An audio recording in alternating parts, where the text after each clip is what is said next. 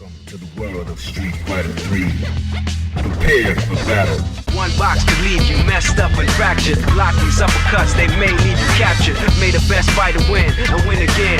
Battle to the top until his life ends. But if his life ends and he starts to decay, may one of his street soldiers avenge things. See you talking to the game, couldn't be talking to me. I got enough to beat and more soldiers to bury. You know we just clicked in and made you realize this game is twice as hard. You see that with your own eyes. You're on the way to choose your type of life, cause you gotta. I tell you from now, which fighter will be the hotter. I don't think you want this one, just practice. Just challenge me when you're ready with your tactics. High punch and spin kicks, watch your back split. I see you in the air when I make your back flip. Select to make your first pick. 10, 9, 8, 7, 6. Choose and pick the best one.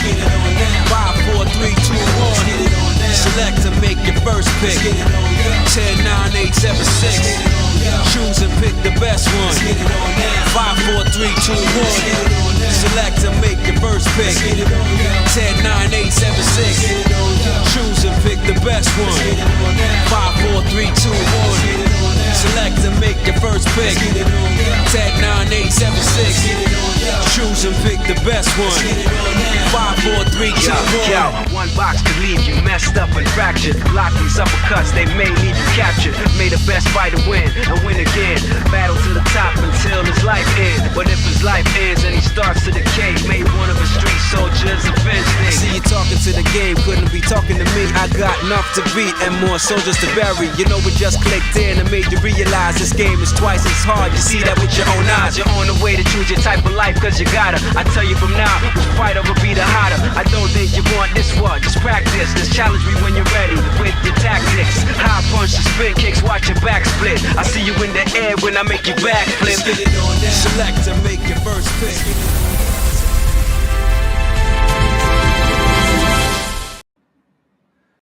Good evening, Internet. Here I am. It's Nick. That's right. I'm kicking us off. Welcome back to Gamer Quotient Gaming Academy. Tonight, I am your host, one of the staff here at the Academy. I'm taking over for our intrepid headmaster this evening. Why, do you ask? Well, it's the end of the month. If you haven't been with us before, that means that it's another edition of our study hall. Together, actually, tonight with our rushdown specialist Blazing Ace Nelson, the headmaster is actually being put in the game. So that's why you get to see me first. This month, my other staff members are actually going to show us, and honestly, me too, the ropes in this edition of Study Hall with 2XKO. If you haven't heard about 2XKO, it's a free-to-play fighting game from Riot Games. It's set in the Runeterra universe from League of Legends, so I'm completely new to this. You know, if you've been with us before, my staff members tonight are the fighting game experts, so I'm leaning on them to teach me and hopefully you a little bit about this game. So sit back, try to relax, because class is now in session. All right, let me bring in the real stars from tonight. Boys, how's it going? Hey, welcome back, everybody. So, it's Headmaster, you are muted, my friend. Yeah, that's me. That's me. You've given me the keys of the kingdom. I really appreciate it. Thank you for throwing it on me. I'm learning a little bit tonight, so everyone's really, really good to see you. How have you two been? It's been a little bit. I had to miss last week, so tell me how you two are doing. It's been an emotional weekend with Evo happening and just all the announcements. So if you're a fighting game player, you're eating good this year. So there was a lot to cover. There was a lot to reveal, and the future of fighting games is exciting. All I got to say. We've been talking the last little bit about gaming towards the tail end of this year and going into next year. Fighting game eating good as well. Ace, did you have anything that stuck out to you that really shouted out from Evo? What stuck out to me was the fact that there were old games still getting content. And I'm not talking just the update for KOF 15, but like, Art of Fighting 3 getting 2 new characters in the Big 26. Not on my bingo card. That is crazy. Do you know what the community is like for that? I haven't been connected to that one for a while. Is there still a fair amount of people like following that title? Is it worth getting that DLC? There's still a good number of people following that title, especially, more retro enthusiasts. But with games like KOF 15 and with Fatal Fury, with both of those games doing pretty solid, it's got a lot more people going back to pick up and play some of the earlier SNK classics. And Art of Fighting 3 is like right up there with City of the Wolves in it being sort of the third strike of that series. So Unk Fighter, so they call that Unk Fighter. Yeah. Unk Fighters. Okay, sweet. What's crazy about Art of Fighting 3 is that it's just they're somehow gonna go ahead and update this, like, how old of a game? 20 plus years? No, longer than that, probably. And some change. Yeah, and they're adding new sprites, and like they're probably balancing it while they're at it. So that means they're getting into the code of this older game, and they're making an effort to do that. What's I think the other part of this that we're not really seeing, that they don't talk about, it's going to be part of the Neo Geo Premium Select games that's coming out. Okay, yeah, So, which will be in what is that, in cartridge form also. Yeah. So check it out. Initial release date for Art of Fighting 3 Path of the Warrior, March 12, 96. Oh, This game is over 30 years old. 30 years And old. all of a sudden, oh, look, rollback netcode and 2 new characters. you said Unk 96, right? So that makes this is the 30-year anniversary. Yep. Jeez, Unk Fighter. Just, I mean, for people who don't follow us regularly, regular scheduled program is we do this day in gaming history, kind of memory card chronicles, are the way we feel connected to games that have come out this day in the past, and we've passed a lot of big milestones this year. I don't know about you two, but at least on my feed, I'm starting to get a lot of those movies or songs that turn 25, 30 years old and feeling damn old. So when you're throwing that out and you're throwing Unk Fighter out, I just aged visibly during the stream just to start. So I appreciate that. Thank you. Or the back starting getting issues. It's when you see those memes that say like, this is Final Fantasy 20 years ago, and my brain, it goes back to Final Fantasy 10, right? But that's not 20 years ago, right? Right. And I mean, like you were saying, but they're bringing out content like this for Art of Fighters. We were just talking recently about Witcher 3 is releasing more DLC, and that felt like it was out of date, right? Yeah. Just a little bit. But then it's Art of Fighting, man. Came to just drop the belt. I mean, look, Andre literally just turned 30 a few days ago. Oh, that's right. Sorry, 31. Congratulations. He just turned 31 a few days ago. I honestly, what's so insane about Art of Fighting is that it's considered one of the, like what Ace said, like the Street Fighter 3, which means it's high resolution, like pixel art, which means they're adding 2 new characters with that much pixel art animation and like detail. Like, is somebody on the team equipped for that, or they're probably hiring people for that? That's crazy. That's likely the case. I mean, look, all I have to say is this: if you want a good look at the animation quality for Art of Fighting 3, look up Robert's idle stance in that game. It is let it flow. Kim's pants. Something else. It's the Kim's pants of Art of Fighting. Yeah, the Kim's pants. Yeah, no, it's wild. Yeah, I mean, the only thing I remember very specifically from Evo, the big thing that hit my feed, just because it's what I usually kind of like see. So not only is it great to see that, but we actually got the gameplay reveal for Bob in Tekken 8. I loved playing Bob for whatever reason. So the fact that he's back and I got to see that gameplay, great. I know that if I remember right, they still have one more season 3 character. That being Roger Jr. Roger Jr. Showed a that's little right. clip for that. Right, and that's they said the next reveal for that's Evo France. That's October. Yeah. What's really cool about that is I was reading Harada's tweet today about that specific the clip that we're talking about, right? And if you don't know the clip, chat, it's when like the kangaroo had the dog in the headlock, right? So Tekken parodied that with Leon. What's his name? Leroy Smith. Leroy Smith with his dog, and then Leroy comes up and punches Roger in the face. Right? Hilarious. And so what the story was that last year they were talking about this meme that they saw on the internet to the staff, like this is something that we want to do. And since Harada had departed, he was kind of wondering, like, I wonder if they did anything with that. And then he saw the clip and was like, "That's hilarious," because that was one of my ideas. That's pretty cool. Another big, just because we're talking about Evo, might as well bring it up as well. Marvel Tokon got some character reveals. Blade looking awesome, digging Looking that. good. Looking We got good. Loki well and Deadpool, so that's the Samurai Outriders. Great name for a team. Yep.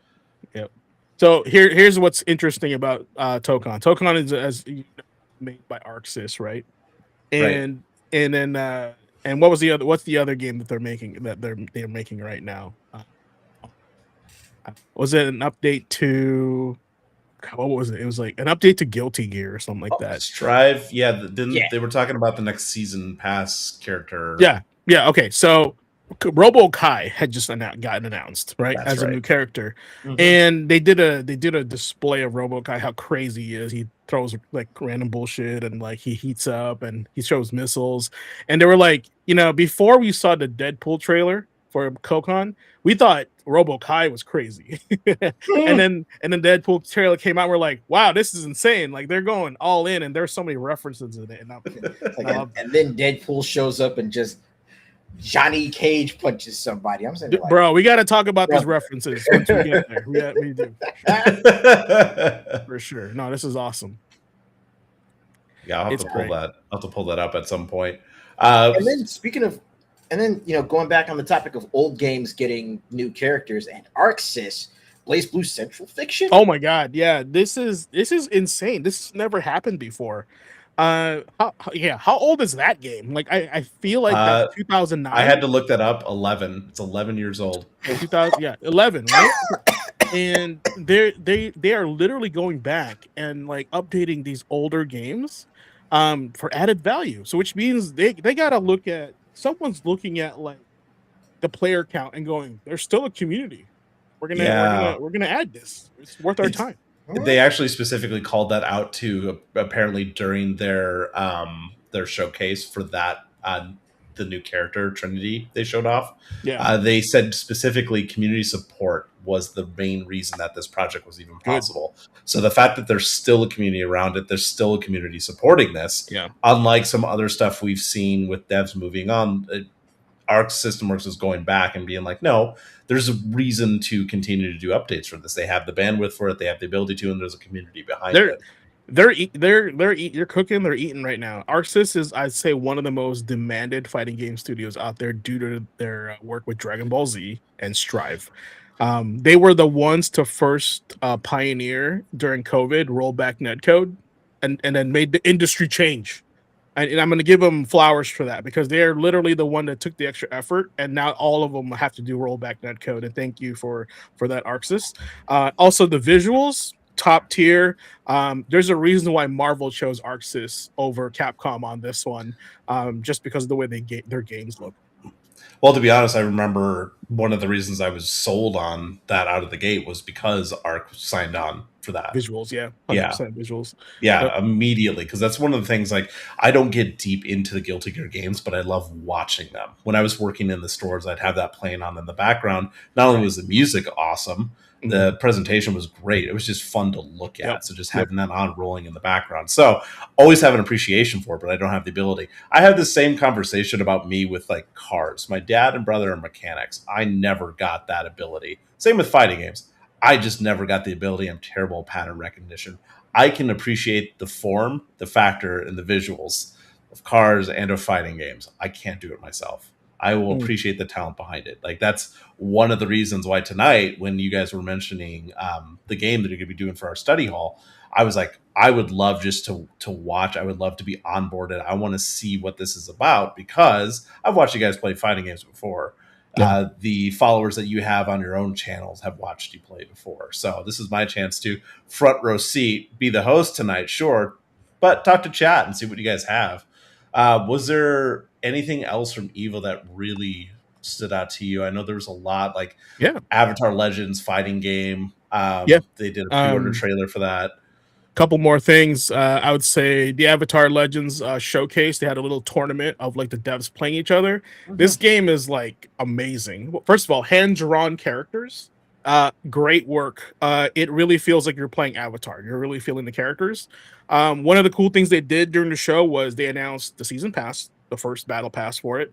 4 characters are already assigned, and the 5th one is up to the community to vote on. And I think that right there, involving the community, is like one step closer to be like, we need your trust, and I feel like when they vote, they will buy because they contributed to it, right?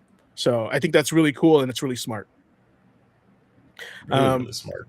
And then the other one, of course, was the Bakunawa Killer on Virtual Fighter Crossroads. Surprised you didn't bring that up, Nick.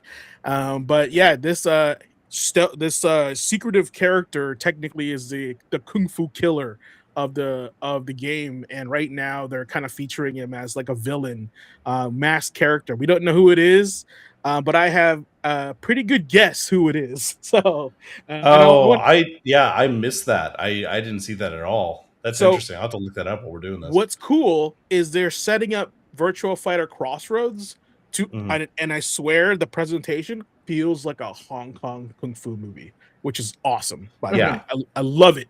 I love it.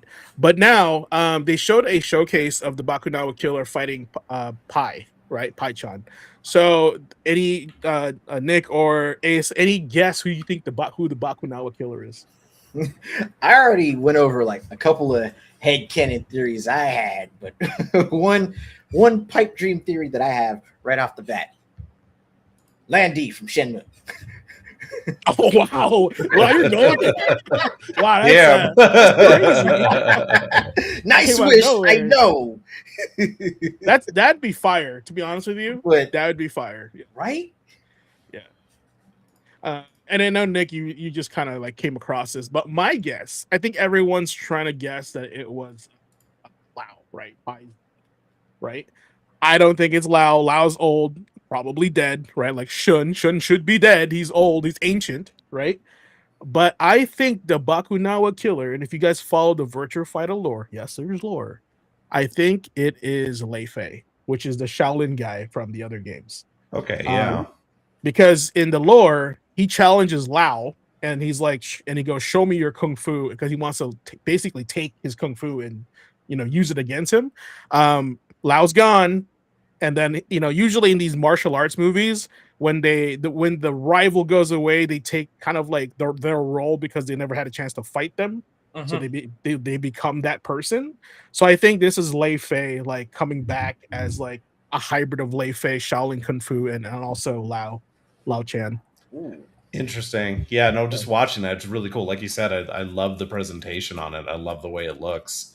You could kind of, the crumbs of his style, like his fighting style, I could see why you'd go that way. Yeah. It's definitely like a mix. So the fact that we're like talking about it and it's like interesting, which means like there is some thought put into these character designs. There's some thought put into the story and the writing of this game and the presentation, man. I am all over this. This is gonna be great. And if we get, can you guys imagine a guest character being Donnie Yen?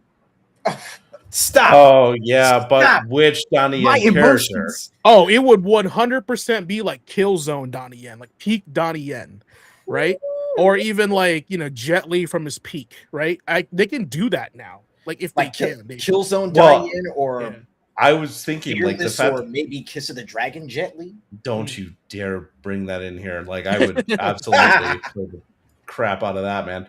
No, what I was thinking was just where everything is right now. They are making a Kane movie, so a crossover potentially. They could bring in Donnie Yen's Kane from the John Wick universe. Yeah. Ooh. Yep. They could. Just saying they could. Yep. Because that whole style that he has, he can still be hand to hand. He's just not going to be looking directly at him because the character's blind. Like Diego's wants Chung Li. cool. I'm in. Oh. I'm in, dude. If they do a battle pass and it's just all kung fu movie stars, I'm in, brother. I'm all about it. Look, I'm gonna need Bolo Young, Jackie Chan, Donnie Yen, and Sammo Hung in that battle pass. Oh no, we can just keep going, man. Give me Tony Jaa. Give me Iko Uwais, the guys from like the Raid. Yeah, you could just get Scott Adkins and Michael Jai White. Yeah, exactly. Exactly. I'll just watch Killzone and just let's put it in here. I mean, and they can also do like they can sneak in Sammo Hung in there. Like they can just play with it, right? So it's gonna be crazy. That's all I gotta say. I got two more names for you before we move on. Michelle Yeoh and Cynthia Rothrock. Oh yeah. Absolutely. I mean, yeah, just easy. bring yes, madam. Up absolutely. No joke. So a friend of mine, we watch a lot of we just get in a movie, we started watching a bunch of old Hong Kong action flicks. He had never seen any of the In the Line of Duty movies. So I showed him the first one.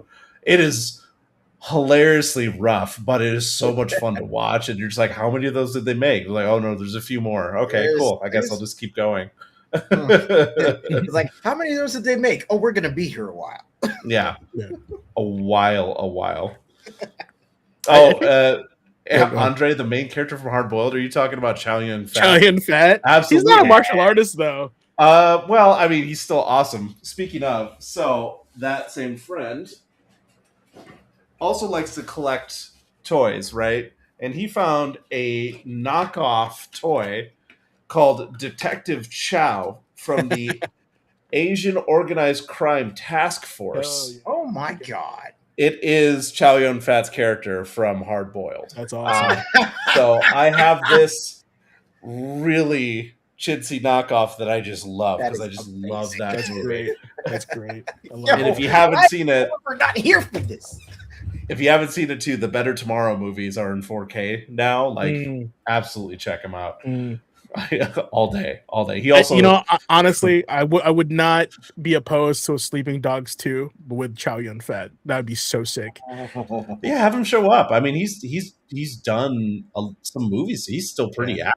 Like, he's not retired as far as I know. Yeah, still showing up. There's still options out there. That's all I'm saying. One thing I did note early was just kind of like an interesting thing that I did see. So there's that Rival of Aether 2 game that was being played. The reason I want to call that one out is because that one actually, if I remember right, it broke into like the top games played like through the weekend and viewership as well. Yeah. Wow. Yeah. I would say it's because the lack of Smash Bros. Rival of Aether. Okay, do you think it scratches that itch kind of thing? 100%, because it's the type of game it is. Yeah. Without anything like Smash or Multiversus there, someone's got to take that spot.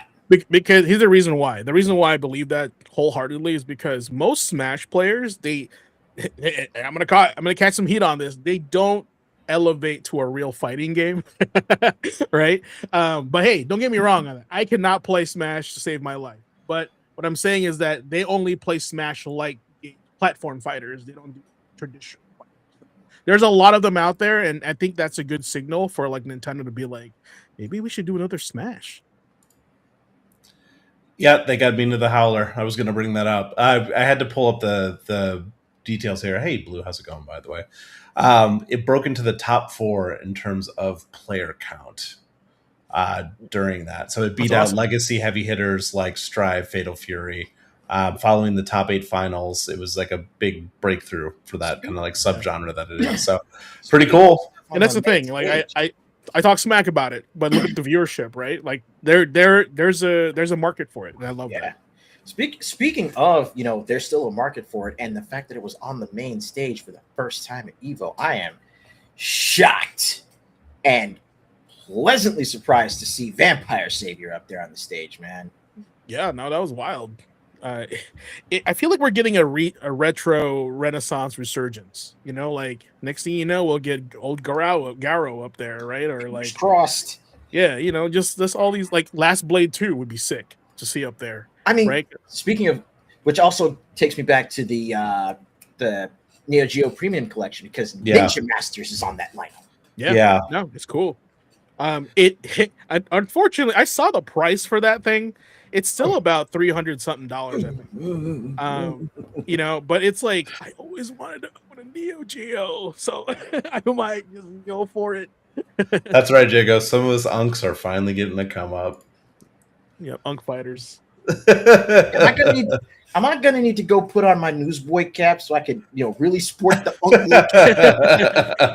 that unk energy. That unk energy. You don't need that. My back already hurts. Yeah, Already hurts. like we said a little bit earlier, Andre, if you don't have pills for your back pain yet, you will after this one, after this sesh.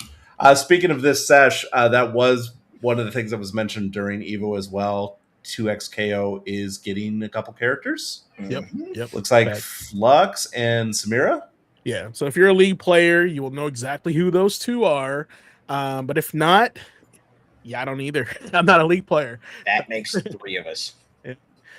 There is a League character. If you could bring this up, Nick, his name is Seth, right? Or Set. And they made Set a League of Legends character because they wanted fighting game players to play League of Legends.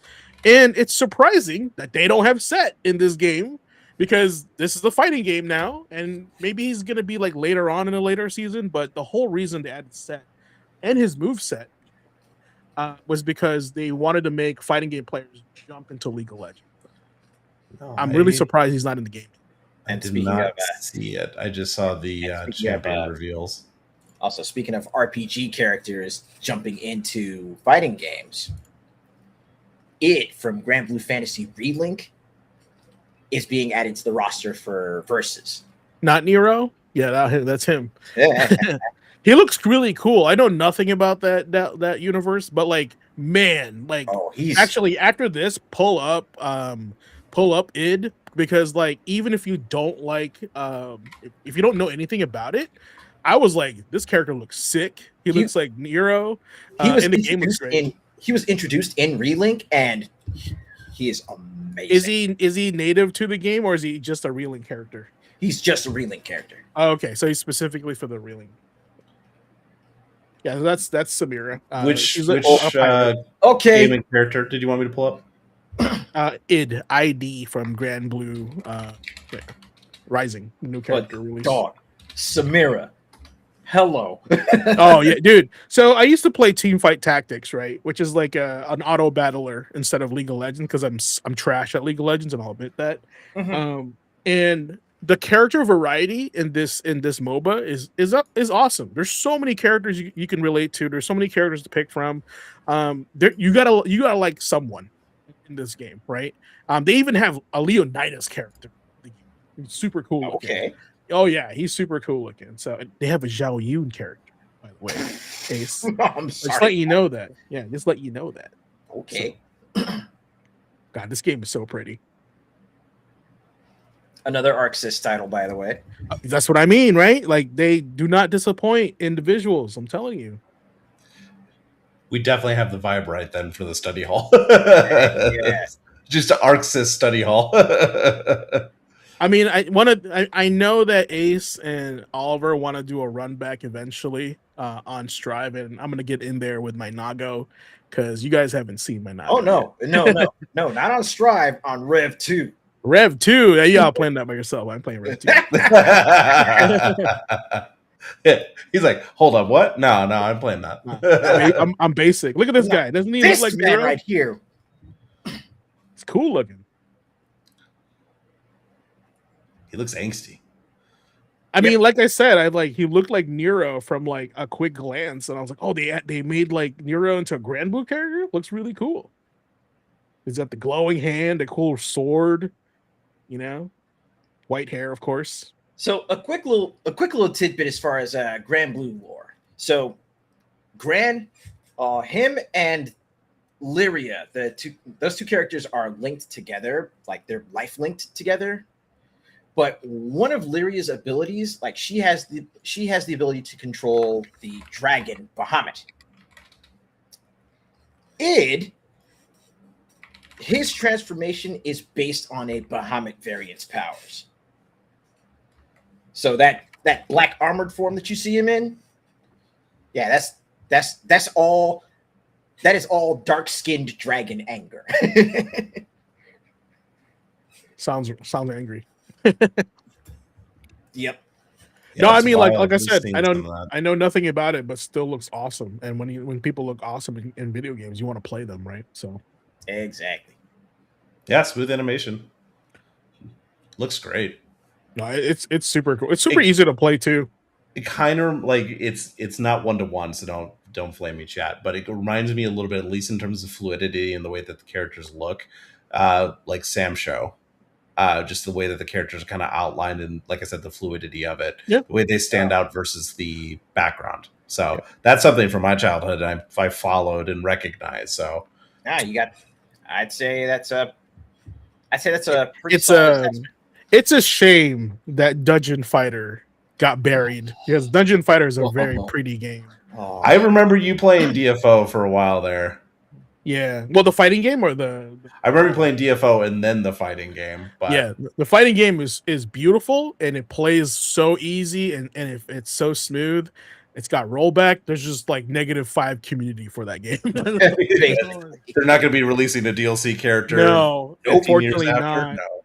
Okay. I mean, it's just a shame because like it's so fun. It's one of the games I like actually like ranked really high in with the Lancer.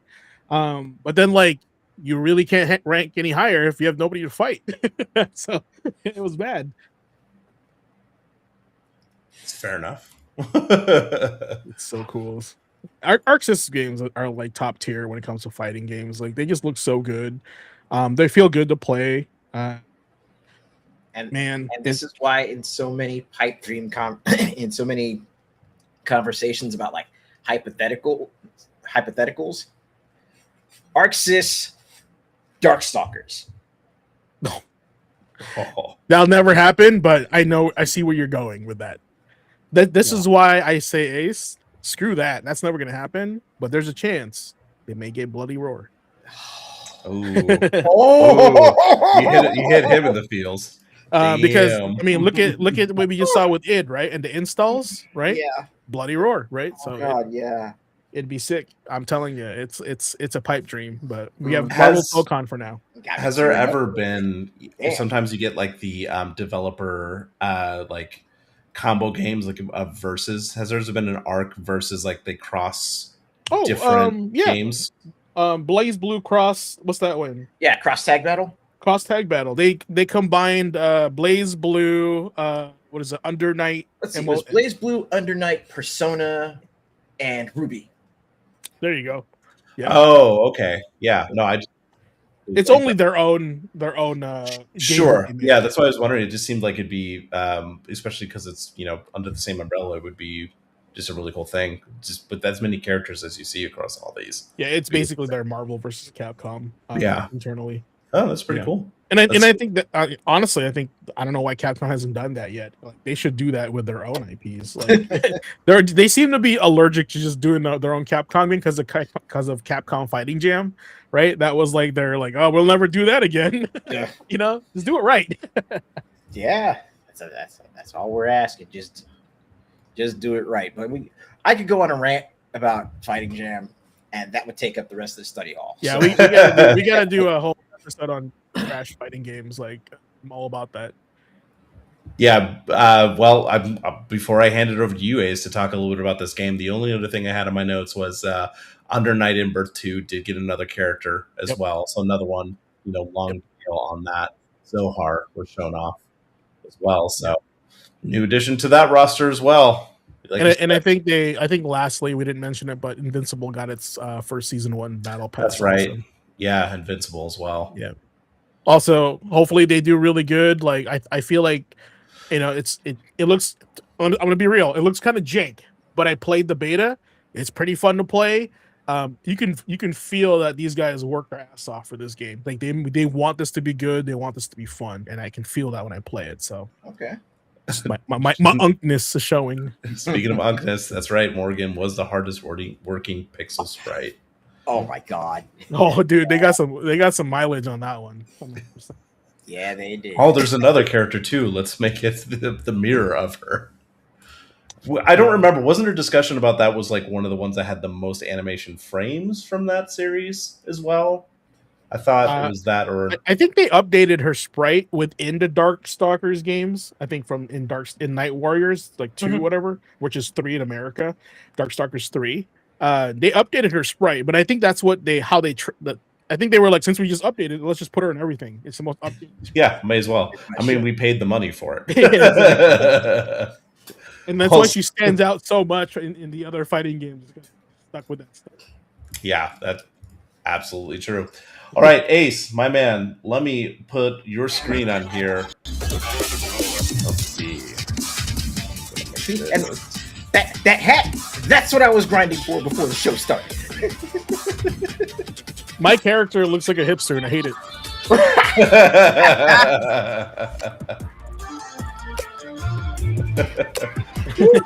All right, while we have this pulled up here, Ace, please tell me, what is this game? I prefaced it a little bit. So yeah, 2XKO is the official fighting game of the, it's the official League of Legends fighting game. Now, like I mentioned earlier, I am not a League player.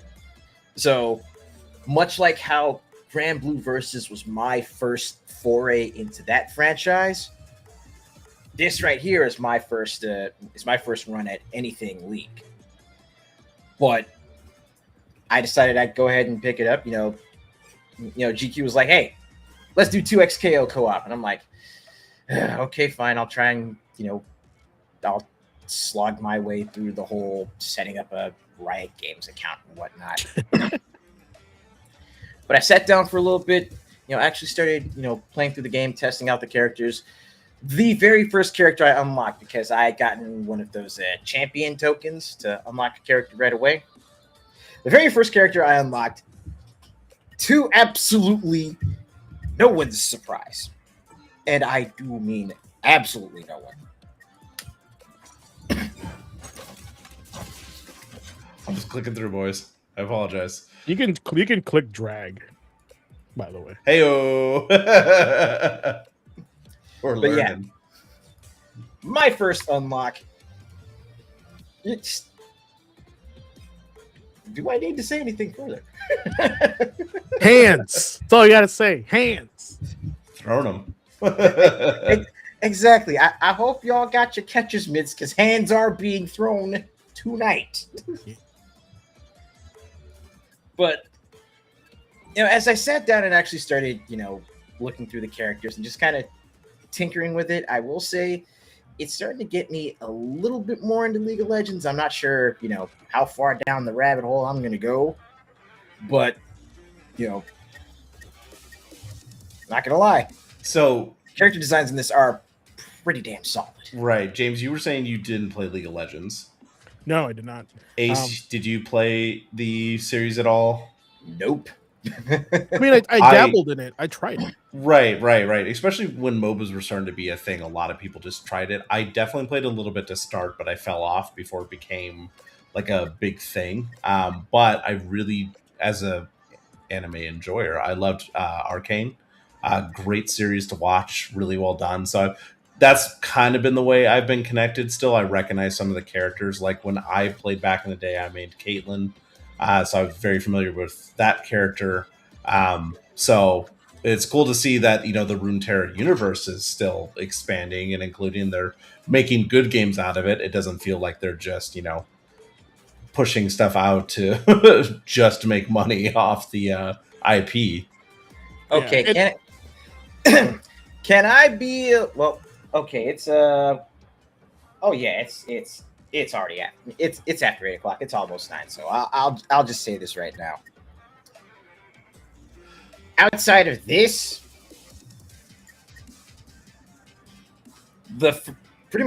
my first time seeing any of the characters from League of Legends and like actually paying attention was fan art of Ahri, Akali, Vi, and Jinx. Of course. I'm sure y'all can follow the breadcrumbs from there. To look at this man's search history. Nope.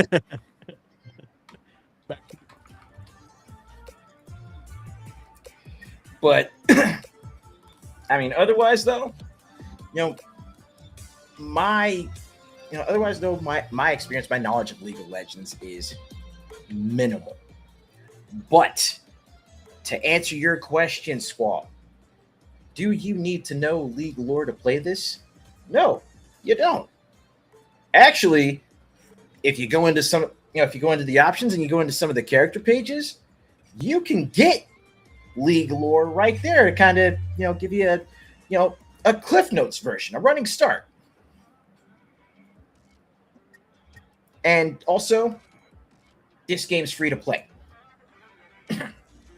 Right. So, mentioned at the top, but just to reiterate for the people who have jumped in, 2XKO is a 2v2 tag team fighting game where players select two characters from the League of Legends universe. So, like Ace said, apparently you don't need to go really deep into it. Like I said, I just kind of randomly stay connected to it through Arcane, and I recognize a couple characters from when I played back in the day, at least the names, as well as some of the characters I saw in Arcane specifically. But so what's the big thing that I'm seeing here, at least when I was checking online, was the game is like the strategic team play, right? So when you're choosing your characters, do you have to talk to, like, it's you two playing together? So do you two, are you picking complementary characters? I see some symbols on there. Is there different character types? Like, what do we got? Well, most of the symbols that we got up here are, progress symbols, like whether or not characters got like new items, or whether there's new stuff that's unlocked that I haven't checked out yet. But when we actually go into the game itself, let me. What am I doing? Okay. There we go. That's where I need to get. So yeah, as far as the tactical team play goes, yeah, it's definitely about not just picking complementary characters, but also you can select different types of different types of fusions, different types of assist foundations that you can actually work with. GQ, he was explaining it to me a little bit earlier, so if you want to go ahead and go over the basics, please do. Yeah, so if you want to go ahead and select our characters there, we can wait in the right. So you want to do like the lobby stuff, or you want to do something like the climb? Yeah, that's fine.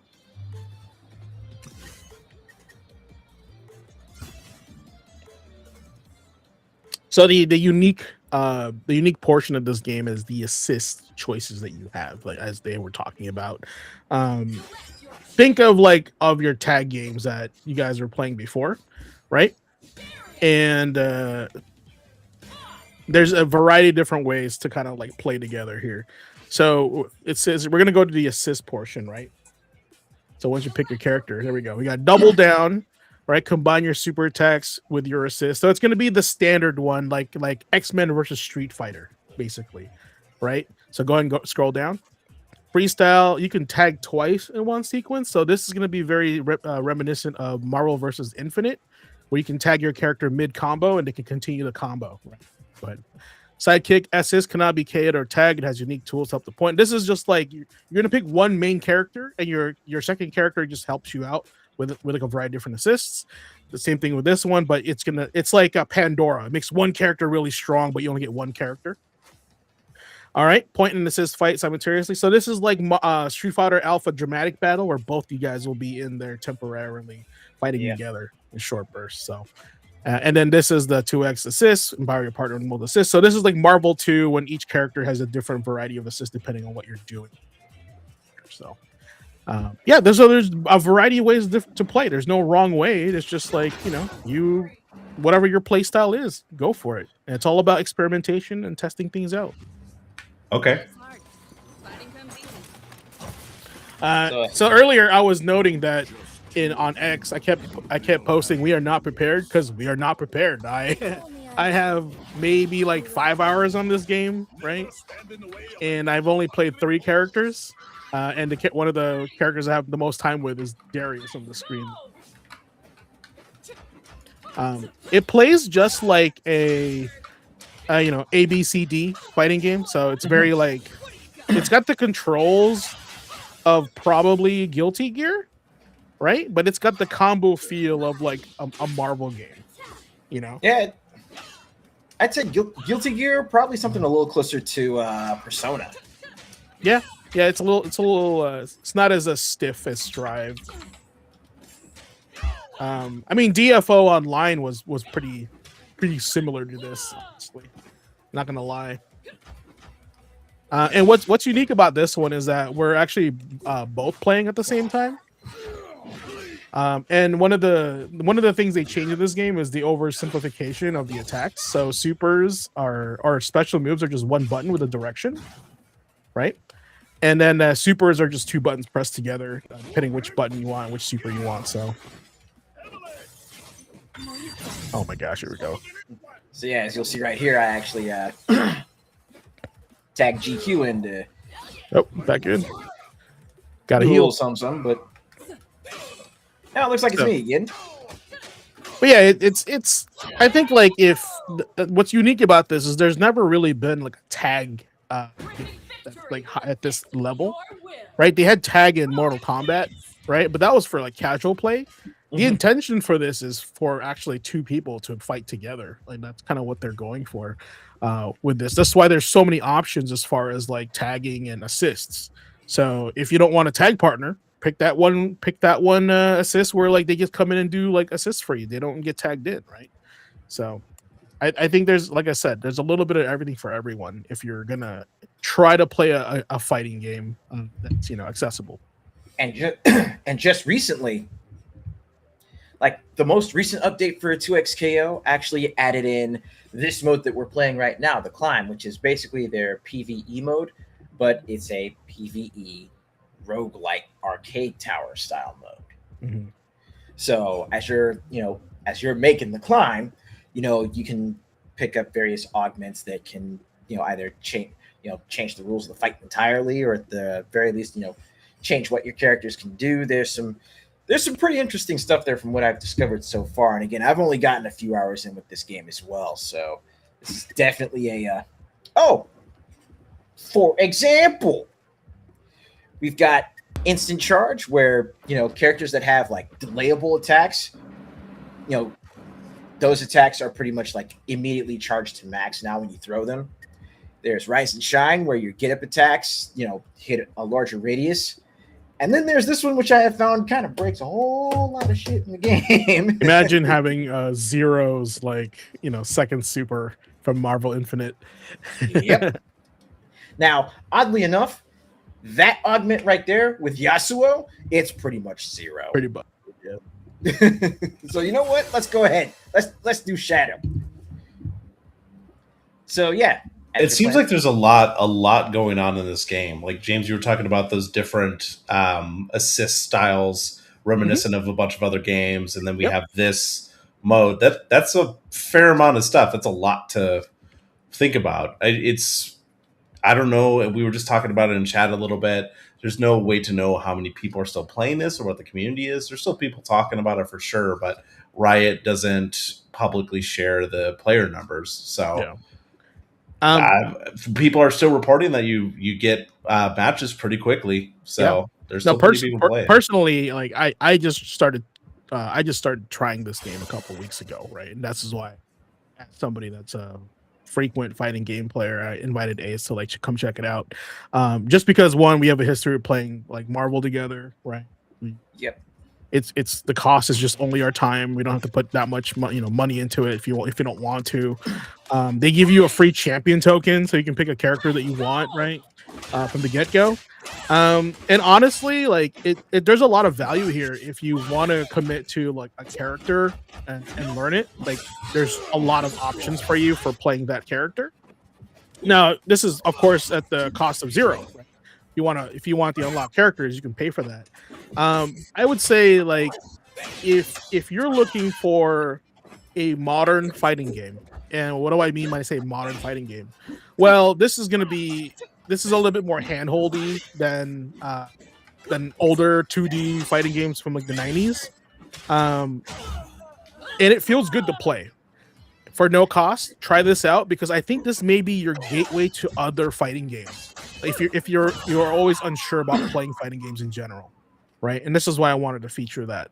It is the game is surprisingly well built.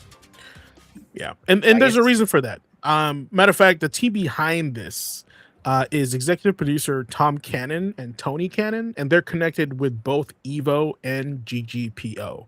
Chat, you guys know what GGPO is? They call it rollback netcode.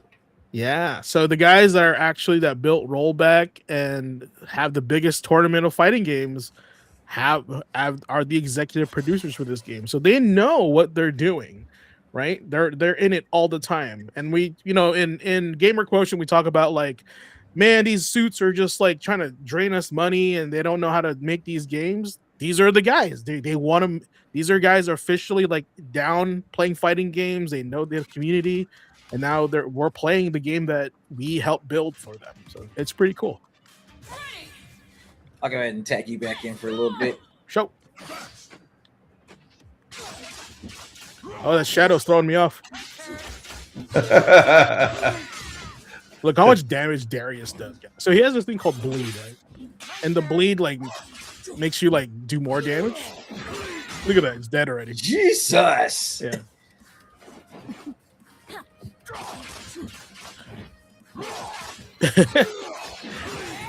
That is wild. So Darius is like the Ryu of the game. Like he's brain dead. What I mean by that, Darius' special ability. You want to know what that reminds me of? Yeah, it's again that bleed ability. It's RPG mechanics because I immediately think of Garrison's special mechanic in Battle Chasers. It's that same sort of thing where his attacks will do.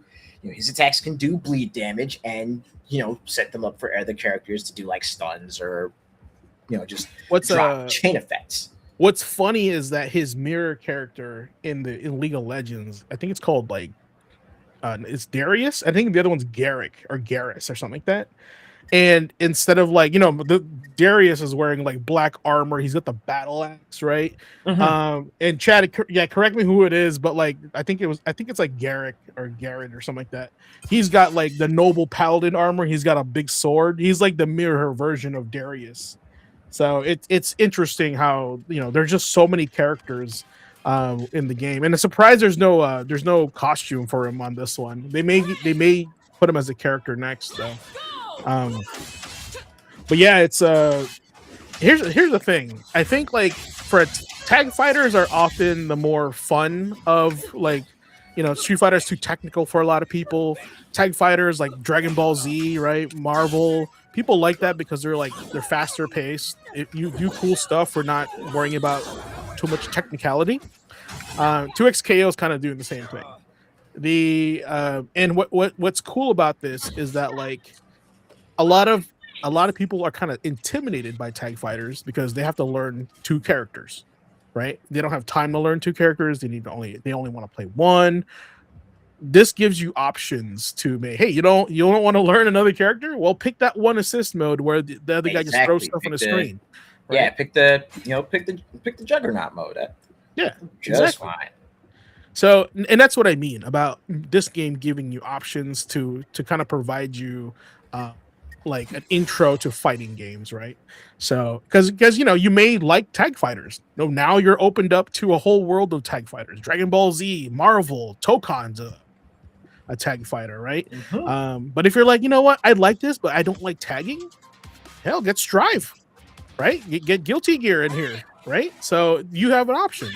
And there is some discussion happening in chat now about like intro to fighting games, like what's a good entry point. There's a lot of different fighting games out there, like you're saying, a lot of potential entry points. Maybe that'd be worth a topic one day, just kind of talking about the potential entry points for people and the differences between them.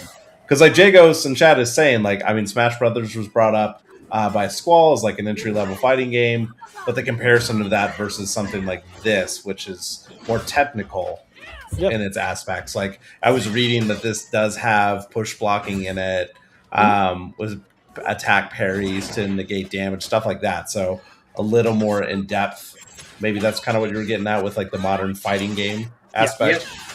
Yeah. So, and also like this game is very friendly to new players, by the way. As soon as you boot this game up, you've never played it before, it's gonna actually force you to learn the mechanics first. And I'm not saying like you're gonna be there for 3 hours. What I'm saying is that like move back, move forward, jump up, jump down, how to block, right? Also tagging, like simple stuff like that. Like learning the controls is important. Like you fire the game up and it just puts you right into the right into the tutorial, right into the 101 section. Yeah. And here's the thing. You don't get to play online until you actually show that you know how to play the game, because you don't want to get beat up by pros on the internet. Ace, why don't you put me on this one and take over? Gotcha. Which one you want to go for? The team augment or the meter? Let's go meter. All right, I'll get you switched out as soon as this starts up. There you go. Ah! Get in there. But yeah, with the this game takes the same approach as it takes the same approach as Dragon's Crown, right? Because that's a beat 'em up where you up. that's a beat 'em up where you won't get the chance to play any of the online modes until you've at the very least done the tutorial and actually played through the majority, if not all, of the different stages in the game. I think you actually have to complete the story, or at least the first half of it, before you can go online.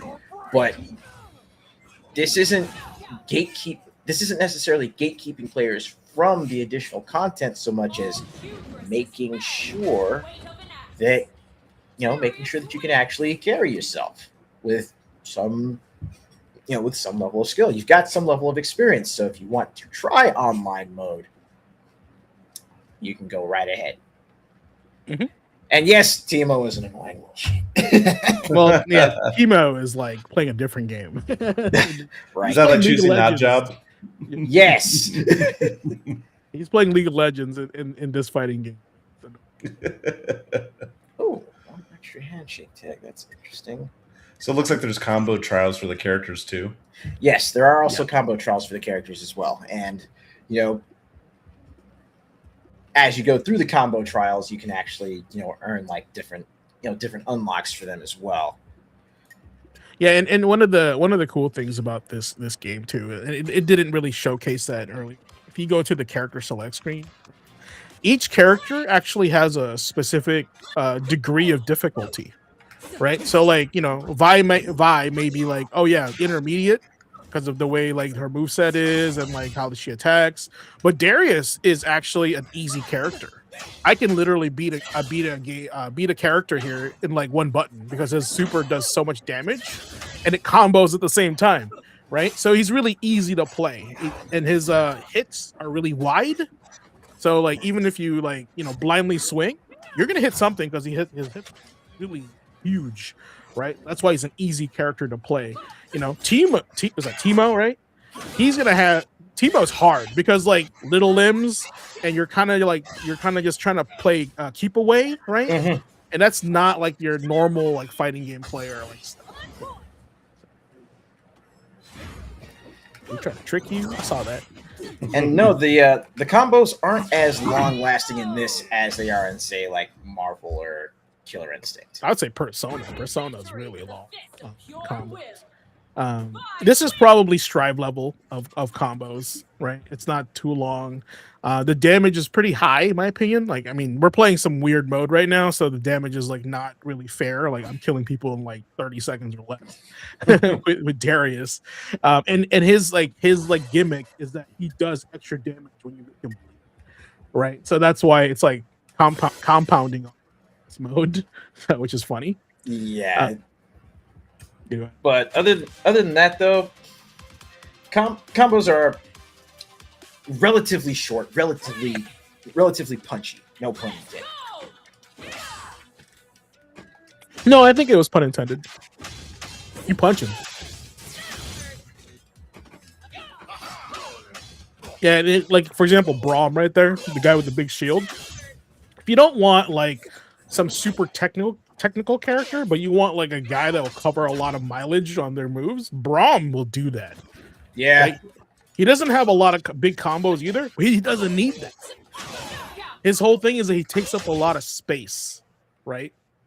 And he'll kind of power through your attacks. With the way he's built too, and those muscles and that mustache, I immediately thought of Armstrong from Full Metal. 100%. Full Metal Alchemist. But funny enough, he's not the grappler. No, they don't even have the grappler here yet, in my opinion. I don't.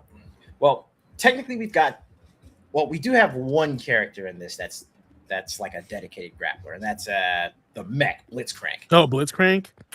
Yeah, but see, here's the thing: they haven't added Set yet, and Set is like the Alex of League of Legends. You know, and you guys don't even know who I'm talking about. But when you see who he is, they'll be like, "This guy makes sense." Literally, they made that character designed for fighting game players. Yeah, that makes sense. I have that button. Will it work? Let me see. Yeah, that makes sense. There There we go. Heard it. All right, that works too. So one thing you didn't say, I'm wondering what the buttons are for this. Like, what are the controls? Yeah. Oh, like the button layout? Yeah, we got like light, medium, heavy. It said jump into the multiple. controls, Ace. Yeah, it's you know what? Let's. But yeah, it's light, medium, heavy. The triggers are your specials. Yeah. And then for like, you know, for a special one, for a super one, it's like, you know, left trigger plus any of the face buttons or any of the attack buttons. Right trigger plus attack buttons is for super 2, and then your ultimate is both the triggers at the same time. They have completely removed the inconvenience of motion inputs, guys. And this is why I also named it a modern fighting game, right? And that's not like a jab at it. It's just like modern just means more accessibility, in my opinion,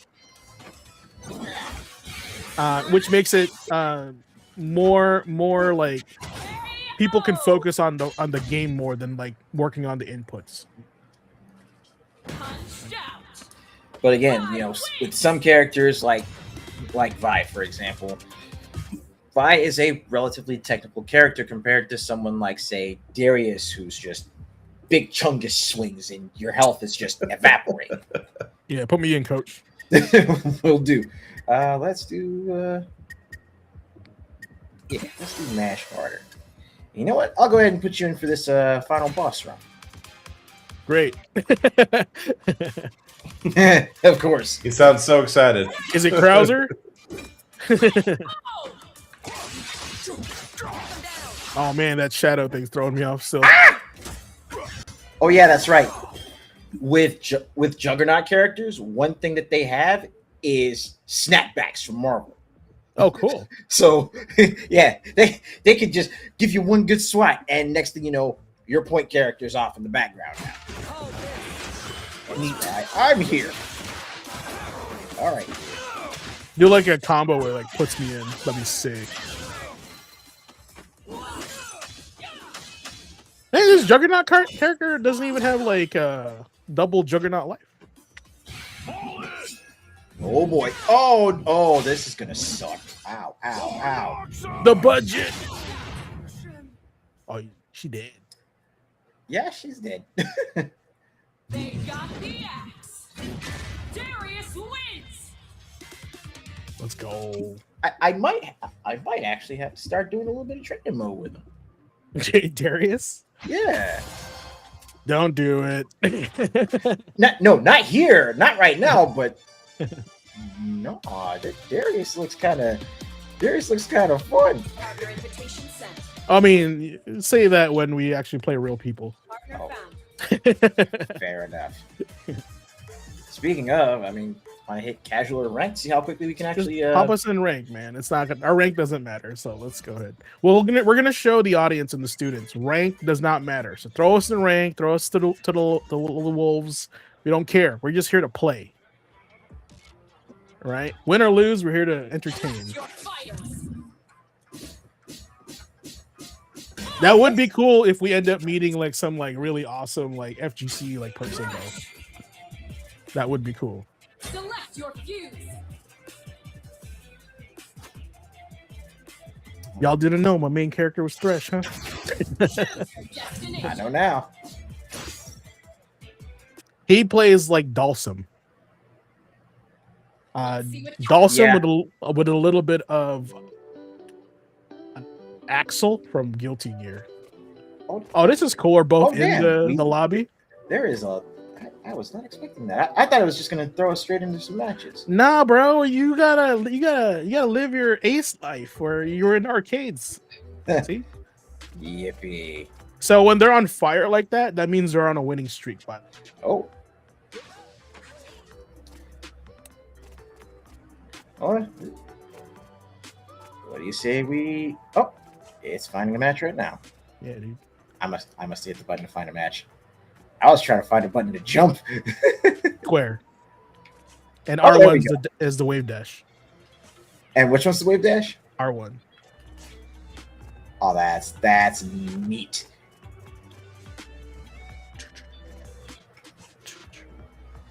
Yeah, the arcades are now in your console. They're not no more at the mall. That is actually really neat.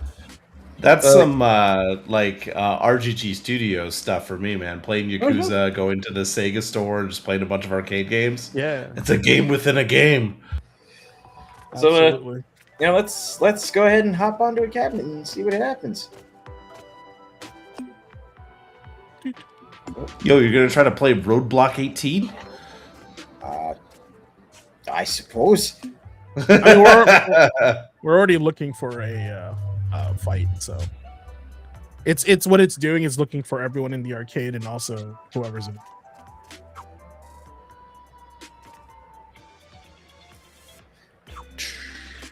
But what if I decide to go ahead and cancel it though? Will it give us a chance to sit down at one of the cabinets then? Find out. Nope.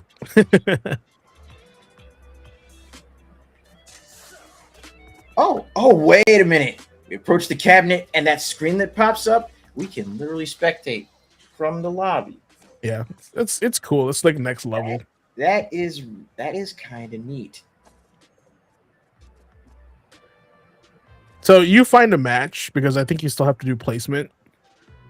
Head to cabinet. Okay, so when you find somebody, now we got to go there. Right? So like, hey, what's up, bro? Select your champion. now we're playing at the same arcade machine.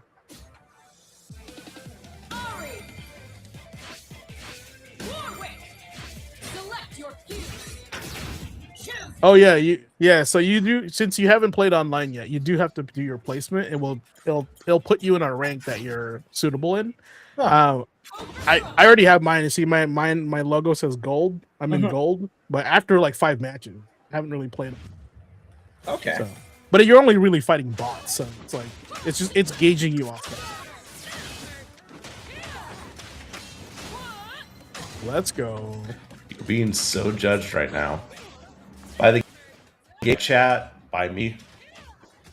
Hope you know the pressure's on. There is no pressure, just fists. No pressure for this, man. Look at him. Cool. Super cool. Just fists.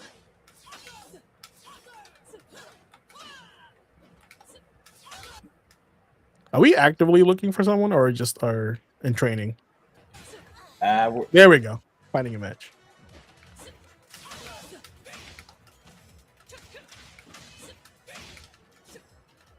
That's cool. Our ping right now is about 25 with a 0 rollback frame, so we're doing pretty good. Squall said a digital arcade will never meet the real thing. That is facts, though. You are correct, sir. That's facts, you know. Because you know why I prefer the real thing, Squall?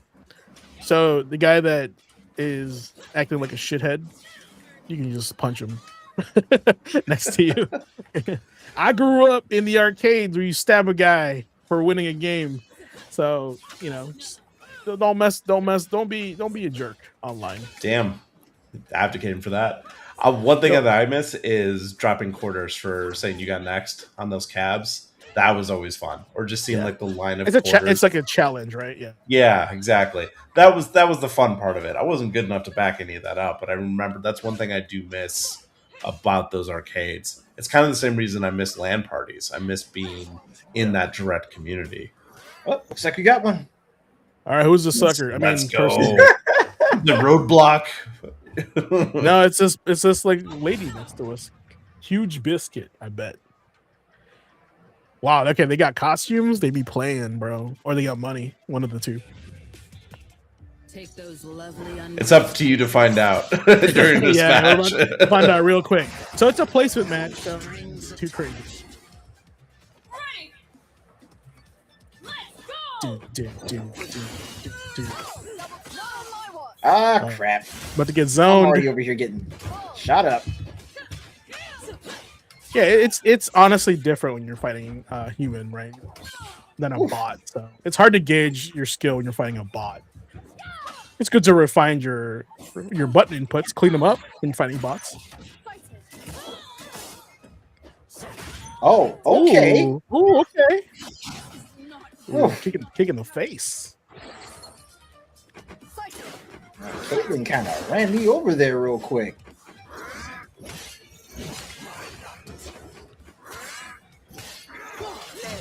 Boo. Oh, by the way, combo breaker is like super trigger and X, I think. Like like that, yeah. You only get one of those though. Oh, it's like Guilty Gear. Like it recharges over again. Ow.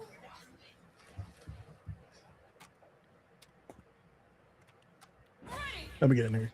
How you been?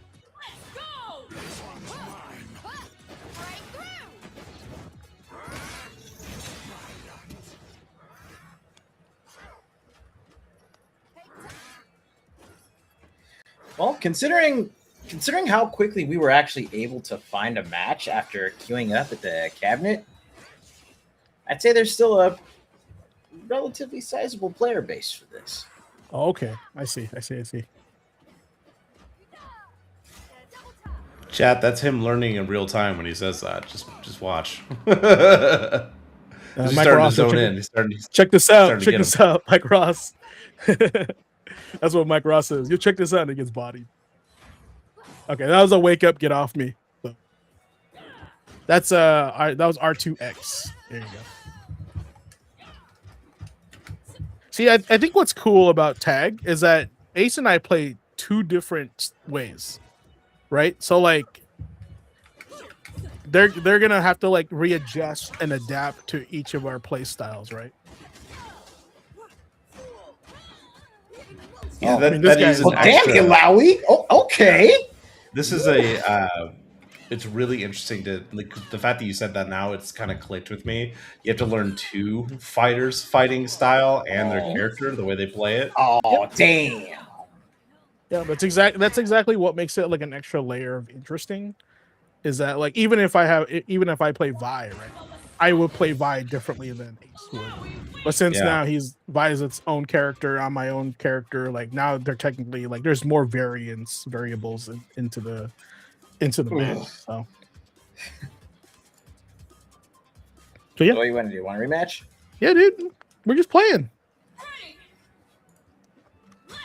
We're just playing, man.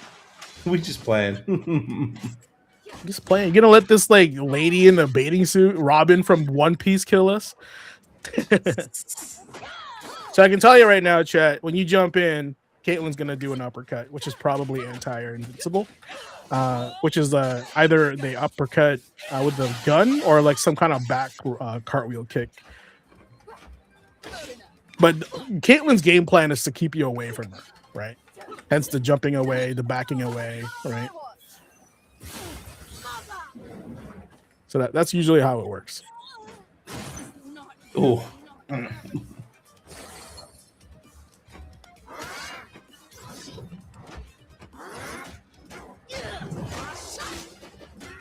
wonder if that's you have to press that. I think you might have to press that. You're the one that combo breaks. Oh, That's interesting. Why would you be the one? That's interesting. As like, I feel like if you would be the one, you would tag in. I get the feeling I probably would tag in if we were both still alive. Yeah, I mean that's Alawi is one of the characters that came out launch, so expect that they will know how to play Alawi.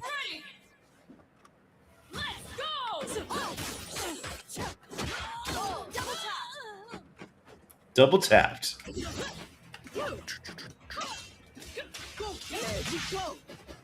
See, like that. That was an assist. That wasn't a tag. No, I mean how they did it. Oh yeah. Ooh. Ooh.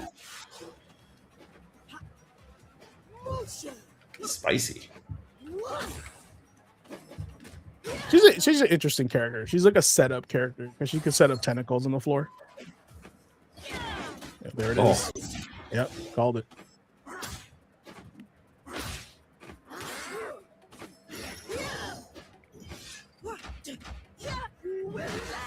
Overhead.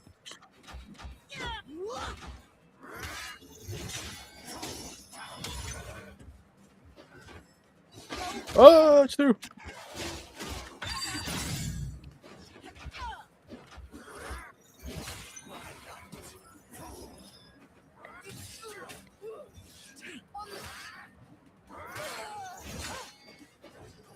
Oh. Don't even know how to play this game? Ooh. Oh, that's cool. Sick. Oh, is that like she has to control the aim as well? Yep. That's interesting. I thought that was good. I actually thought that was going to OTG. Oh, that's really cool. No, it's Skull coming in interesting, with the lesson. right? Well, I mean, I don't know. Like, I like to be interested to see what like rank this person is. Oh no, mine glitched. I got booted. All good. Oh. No, I think I got booted. No, I my game literally crashed. Oh shit.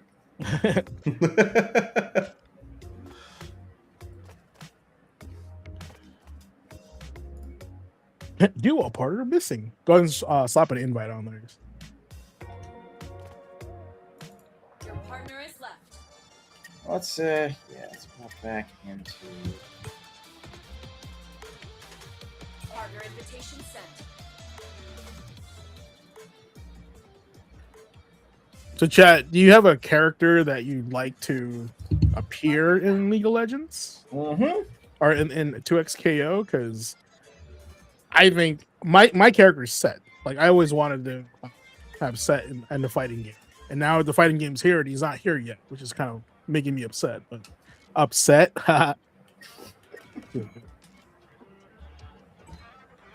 Oh, so and attack. There's a character that looks like the winged dragon of Raw. It's pretty cool. Lots of ninjas, like Zed is in the ninja. It looks like Shredder, basically. This game gets a 2 out of 10 for you. Why do you say that, Squall?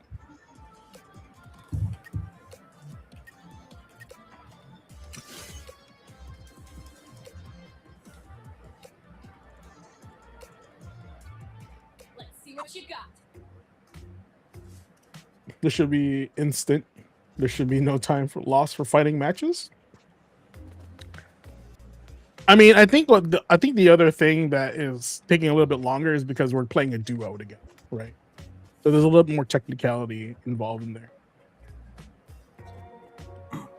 It's interesting trying to look up like fighting game charts, these games on Steam. Brawlhalla still has a pretty decent following as well, another free to play. Yeah. I remember when that first came out. Like, it's currently sitting at about 9K players, which is second compared to like Street Fighter 6. It's like 13K right now. Mm. Tekken 5K right now. Strive is about 2K. So yeah, certainly, still plenty of people playing fighting games, and free to play doesn't, automatically mean it doesn't have a following. It's just whether or not this game will resonate with people, right? Well, and that's why I say since it's free to play, it's accessible, right? And so, and when I think of accessible, I think of like, this should be the beginning of your fighting game like interest and journey, right? It costs you nothing except your time, right? So, like, if you're like, man, I really like the game feel of this game, or maybe it's too fast for you, you want a slower fighting game, maybe Mortal Kombat's more up your speed, right? Unfortunately, there is no free Mortal Kombat game to play, right? Is there any fighting games like on subscriptions? like any of the Subs? big ones. Yeah, and like Games Pass or anything like that. There hasn't been much to offer with the Yeah, level I mean, of play. actually, I'm gonna go look on PSN real quick. And I was about to say, isn't Grand Blue Versus? Doesn't that have a free to play option? With I think it does, and it has a rotating character that you can play as. Well, yeah, so that would be it, and it's very similar to this game. Let's see here, my lib. Okay, so it won't let me hop into Versus because You're in a duo. so how would I go about that? Oh, and versus is local match. Like if somebody was next to you. Like, what are you trying to do? Actually, I was trying to set it up so you and I can play against each other for a little bit. Oh yeah, then I'd probably you'd probably set up a fight. Let's see, play. Would you not have to be in the party with him? Yeah, you have to like kick me off your team. Here, I'll Kick him party. off the team. Kick him Okay, off the team. now do versus. Then invite me after versus.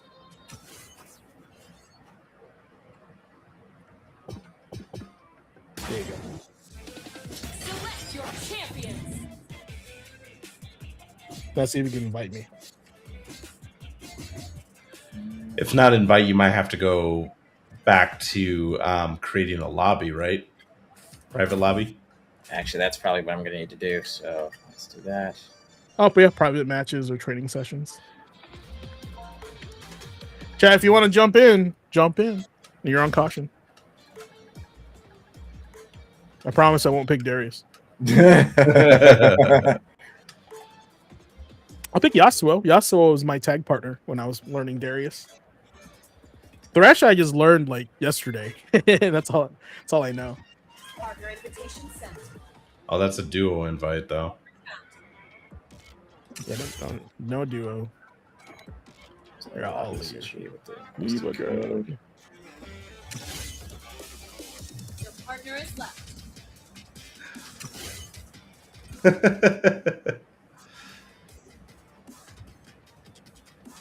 So hit play, and then it'll give me a lobby ID, right? I joined that.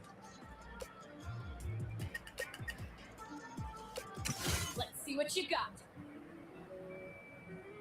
It's on Oh, look at somebody's that. You got room. your own little couch. Yeah. A virtual LAN party. That's neat. Enable join by lobby code. All right. Oh, there's the lobby code. So All right. Go ahead Give me a and- second. pop that in. Is it a B or an 8? That The is first the that's 8, yeah. ARZ 7 X M S 5.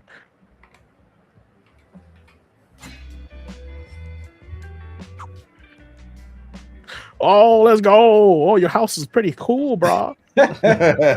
It's Gaming Academy colors. A challenger awaits. Challenger to a doer. Time to run the set. Oh, run the set.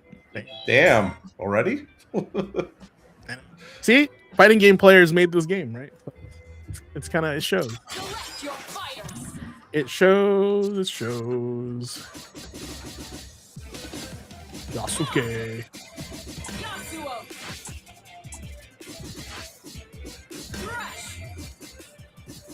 Select your fuse. We're so red. Edge We're so red. Fuse select. Choose your destination. Edge Lord. No, I Lord. mean that's the beauty of it, Squall.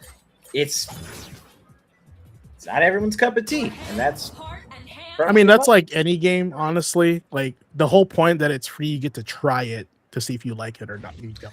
Man, the amount of games that we during Memory Card Chronicles, as much as it's cool to hear like your past, there's plenty of games that I do not play or will play that these guys just love. It's resonated with them in the past. It's the same with any game today. Like, as much as I will still play Muso games, I don't play them as much as Ace does. I will not play every single Dynasty Warriors, Samurai Warriors, and Mix. So more power to them. Not everyone's going to be vibe for with me. green eggs and ham. Yeah, blue bacon, something like that. Sometimes that was cool.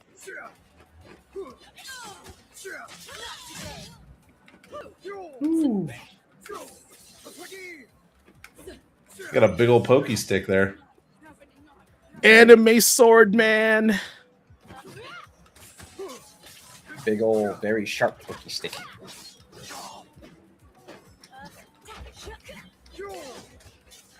Versus not Ninja. Not Ibuki. Yeah, how many kunai do you have? Let's find out. Cool.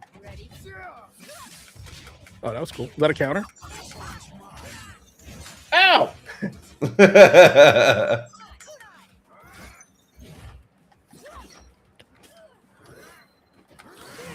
Woo! Oh wow.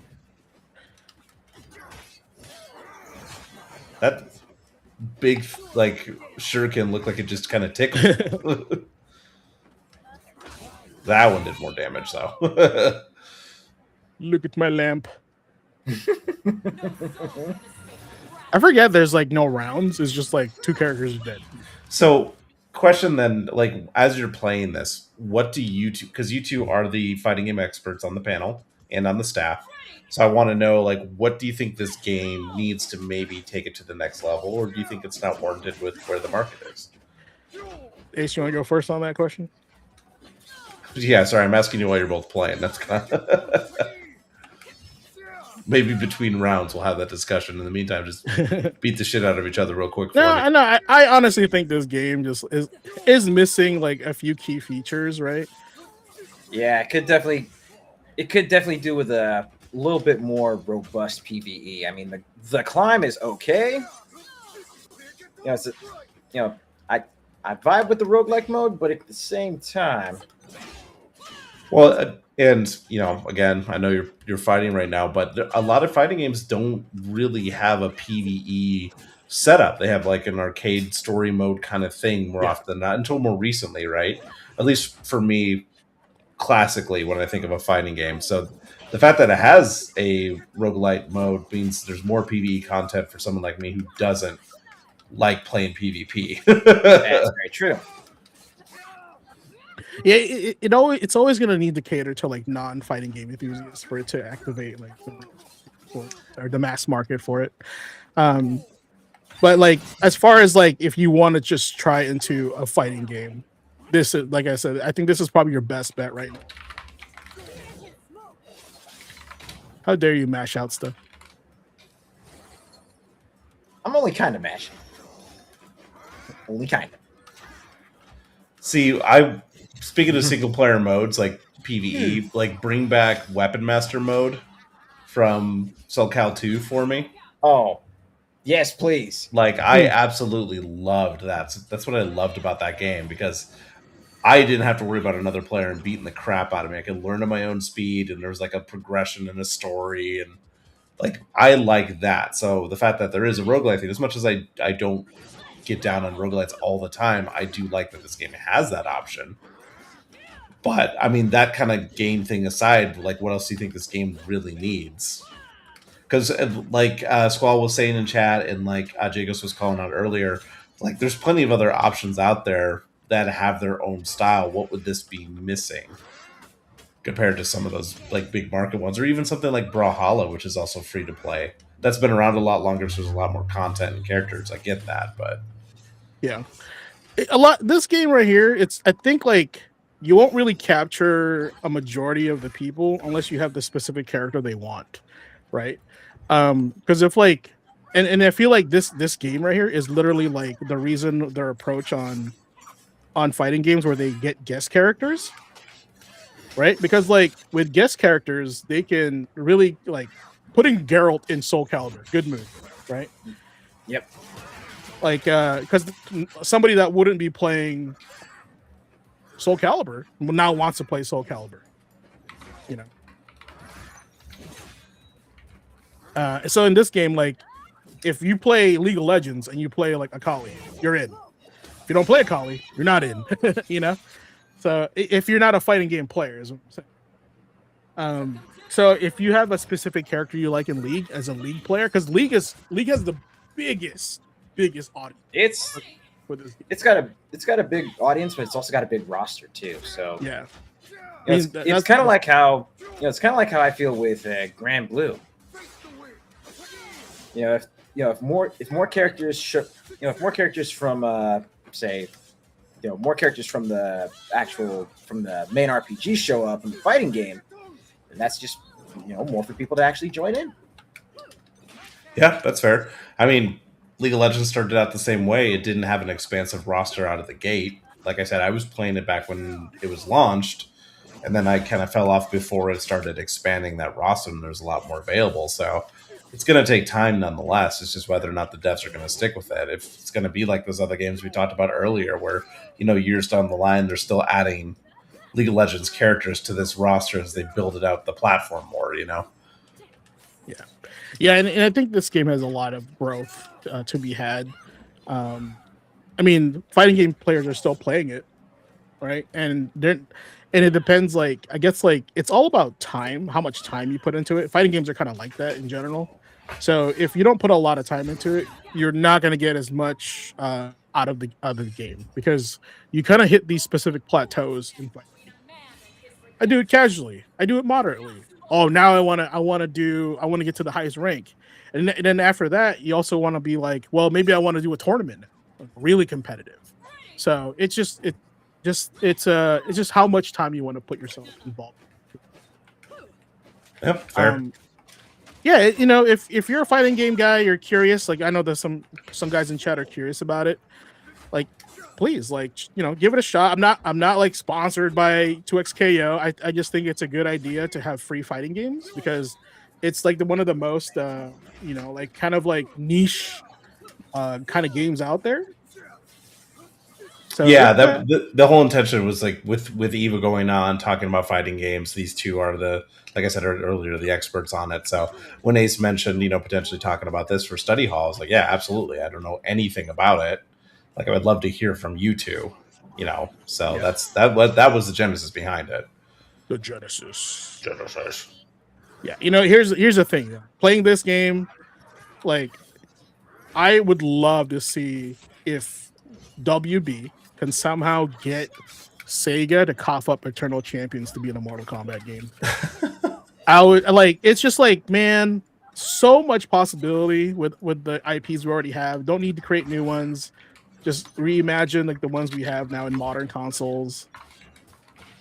That would be and Eternal Champions is definitely in the Mortal Kombat market. Brother. Eternal Champions.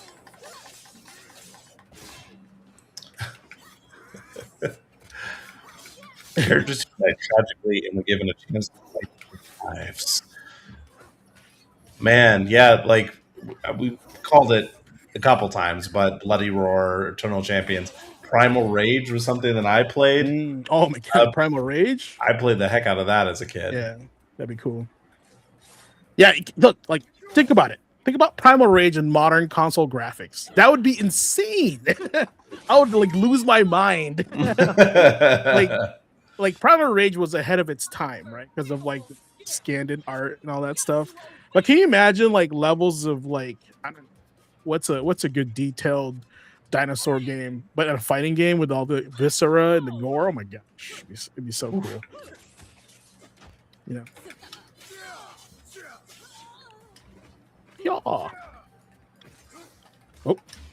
slice. What else is chat saying? Squall is not a fan. Yeah, Squall's not a fan. Andre was saying that this game feels like a slightly better DNF Duel, which you were kind of talking about earlier. Disagree. DNF Duel is way better. Oh. Purely because of characters. Like this is a little bit more. This has more refinement to it as far as balance and stuff. But DNF Duel definitely has way more my era of like presentation. I think DNF Duel gets it. Get it.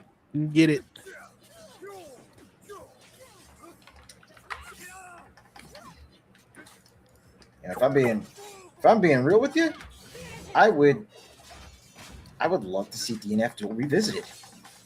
Dude, I would love that. A fight night with DNF Duel. Who has DNF Duel, Chad? You guys have DNF Duel? It's probably like $15 right now, super cheap.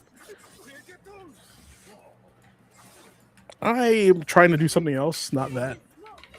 He has a down special that you turn into like a stance, and it's turning into the super instead.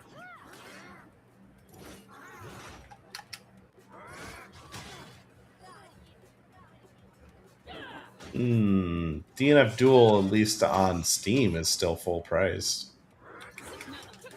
That was cool. Yeah.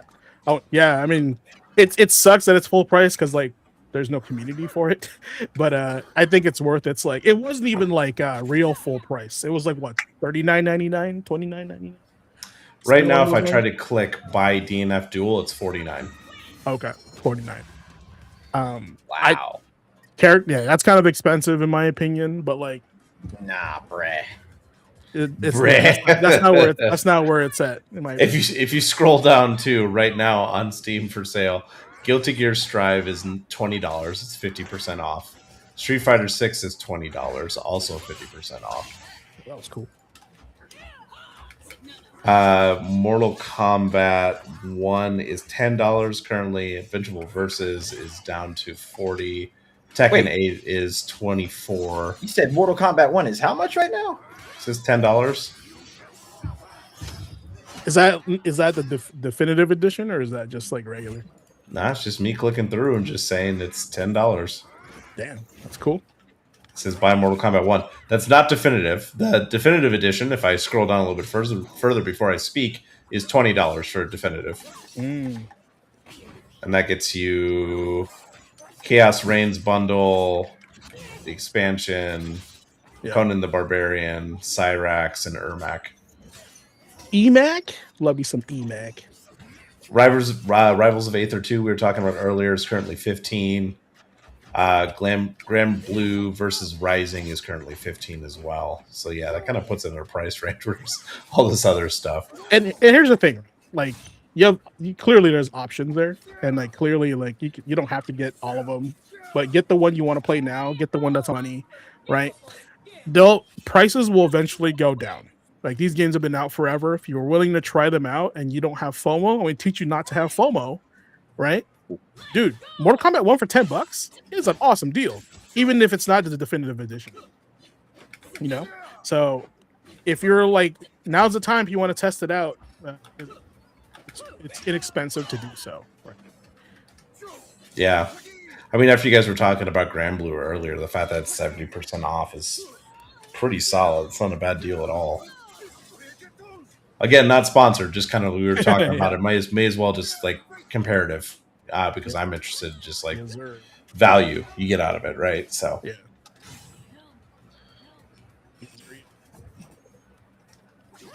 So Ace, what made you want to go with Akali? Is Ninja Girl? Pretty much, yeah. Yeah. Okay. Gotcha. It's debated the athleisure. It's what gets him. I debated getting Warwick because Warwick is Sabretooth, but I thought Thresh was cooler. Oh boy. Oh, cool pose. That worked. It's a pose off. Imposer. Man, next good night, like hit him in the pinky. Ow. Ow. That's just so cool. I feel like I'm playing somebody carrying like a bag of groceries when I play with Thresh. Like, you know how you're trying to carry all the groceries in like one shot? That's how he feels like when you play through. He's very heavy.